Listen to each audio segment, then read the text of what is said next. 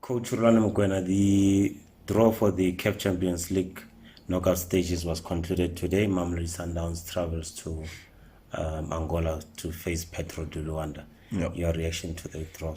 Look, we accept that we could have faced any other strong side. Petro are a very strong side with good Champions League experience. They've been in the Champions League now for 3 years in a row, although the last 2 times they could not qualify from the group. So it's their first time in the quarterfinals, but what we've seen already this season is that they're a very capable team. They've scored 9 goals in this year's group stage fixtures. They've conceded 8, and although that 8 seems like a huge number, but there was that dead rubber sort of match against Wydad where they conceded 5. And so to accumulate 11 points in a very difficult season this season in the group stages, which was a very difficult group for them, means that they're a very good team. They already also sit on top of the log in Angola. They are number 1 currently, and also the reigning CAF champions. So a very good side, a team that has in the domestic competition 54 points from 21 games. So we meet a very, very good team with very, very good players. We already know a little bit about them. We've seen Thiago, the number 26, the striker. He's the CAF leading goal scorer for them on 4 goals. So Gereda, the number 29, also a dribbling winger with the highest number of assists in 3. But everything goes through Suarez, the defensive midfielder, the number 5 in midfield. And really one that dictates the terms, pulls the strings, and influences the dynamics of the team. So we've got a bit of intel, but of course there's still a bit of work to be done prior to getting there. We've still got some very important matches in the domestic league and an important cup game prior to getting to having to focus on Petro.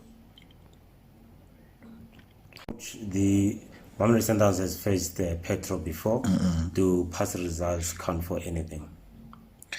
Look, I think the fact that we beat them at home previously and in the 2019-2020 season when we were in the same group, we struggled away from home, but got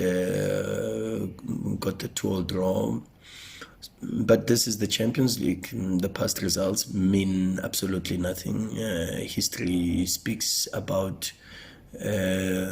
possibilities and what has happened, and yet the future speaks about eventualities and what could possibly happen, and that is in relation to how we treat the present. So ours is just to continue to focus on the work that we do and try to play the game the way it is supposed to be played. It's a new team with a lot of changes from both sides. Petro have different players from what they had in 2019-2020. They still have a couple that played Sundowns, and Sundowns has a couple that played against Petro. But the reality is with the game always changing every single year, every single season, the Champions League becoming harder and harder to participate in and to play.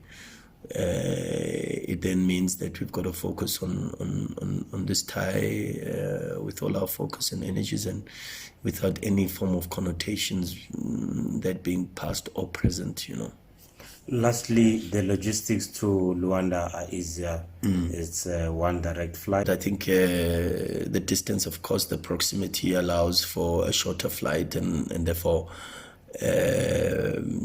not just from a logistical perspective, but from a physiological perspective, that assists the players a little bit more.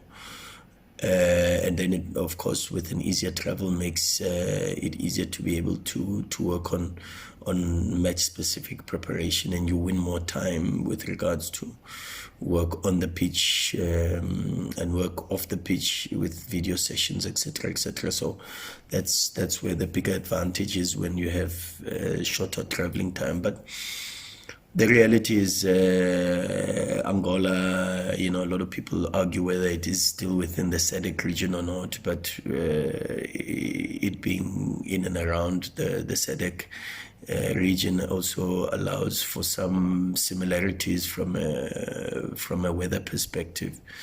So adaptation and acclimatization does not have to be such a huge consideration, but we still have to go. There's a lot of advancement in society and technology, and the influence of global warming, etc., influencing temperatures in different regions and areas, and that's why it's so important to prepare to the most minutest of detail, and that's what we'll do. We'll check what type of whether they're currently experiencing the type of altitude that we should be expecting, and whether or not that informs of any specific preparations that need to be put in place, because we need to do whatever we can to assist the players to give the best performances, but I'm sure we'll cross that bridge when we get to it.